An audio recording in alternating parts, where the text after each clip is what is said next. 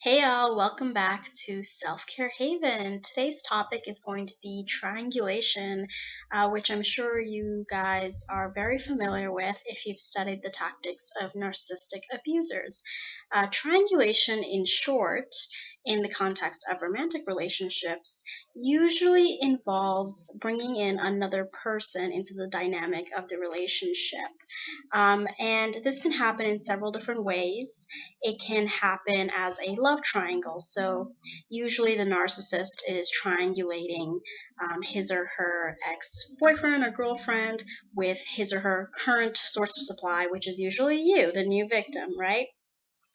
They can also triangulate by using another friend or family member who supports their opinions and will likely believe in his or her smear campaign of you.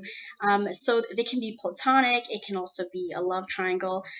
Usually it's used within a romantic context, so it's basically a way to stir your jealousy so that you end up competing for the narcissist instead of really looking at the red flags and looking for ways to get out of the relationship. I want to provide some concrete examples on how triangulation in the context of a romantic relationship or friendship might take place, or even within the dynamics of a family. So let's say that you've confided in your narcissistic partner about something that's very important to you. For example, you love taking pictures. So you enjoy taking pictures with your significant other, you enjoy taking pictures with your friends, but your narcissistic partner is very sullen about that. He or she doesn't want to take pictures. A few months later, after the relationship, you start to see pictures of the narcissist pop up with other women. So they will flaunt these pictures on social media. They might also interact very flirtatiously with other people on social media just to get your attention. And you start to realize that they're doing things to basically provoke you into reacting. And the reason they're doing this is so that you don't really notice the red flags that are going on and you start to compete for his or her attention. And when you see that they are giving someone else the treatment that you want, and you start to feel uncomfortable, you start to feel insecure, you start to feel on edge. And when you start calling them out on their shady behavior, their hypocritical behavior, when they told you they don't like taking pictures or they don't like to interact on social media, but they're doing it with somebody else, that's when you start to realize that they are actually doing this purposefully in order to get a response from you and provoke you. Now, you might not realize this early on because you might see it as something that's a mistake. Maybe he or she didn't really consider your feelings. Okay, whatever. I mean, everyone makes mistakes, right? But then you see that it's an ongoing pattern. Whatever you say is important to you and you confide in the narcissist about, they end up using that against you. So if you mention a restaurant that you wanted to always go to, maybe in the idealization phase, they might take you to it. But in the devaluation phase, when they start covertly putting you down and start manufacturing these love triangles, they'll start taking other people to your favorite, quote unquote, favorite places. They'll start to show you that they're replacing you. They might even send you pictures of things that they're doing that they know is important to you. You might have mentioned going to the beach and they will send you a picture of them and some other woman at the beach or some other suspicious friend at the beach. If they have a group photo, they will usually position themselves the most attractive member of the opposite sex in order to get you to compete.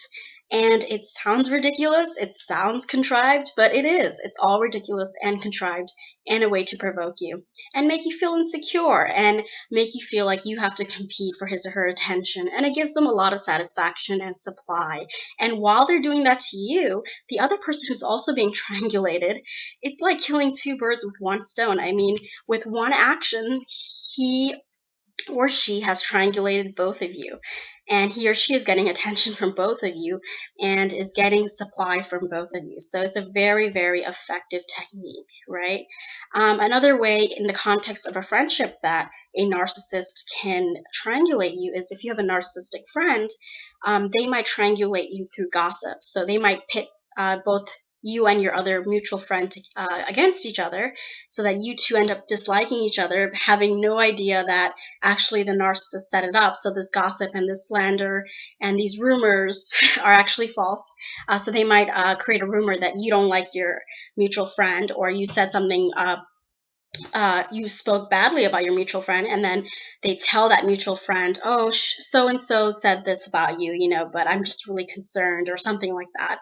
And they will convince both of you that both of you dislike each other, and they will pit you against the other one to create conflict in the group, and in order to maintain status and control and power.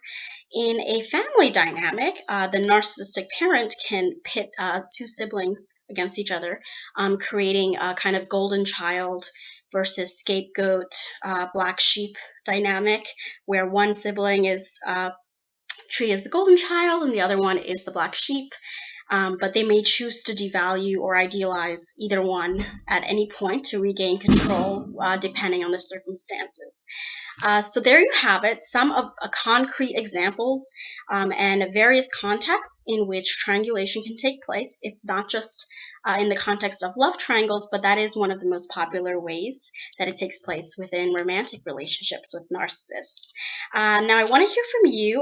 What kinds of examples can you come up with when it comes to triangulation? What kind of experiences do you have in terms of that technique? Is there anything that you would expand upon or challenge in this video? Let me know in a comment below. Make sure to check out my Facebook, Self-Care Haven, and also my Twitter at Self-Care Haven, as well as my blog, selfcarehaven.wordpress.com. Please do check out my book, The Smart Girl's Guide to Self-Care. It's available on Amazon in Kindle and in print. And please do subscribe to the channel, because I will be making new videos as many times a day I can. So let me know in the comment section below what you thought, and I appreciate all your feedbacks and likes and shares. Love it, love it. Love all the feedback. Thank you so much, and I'll talk to you soon. Take care.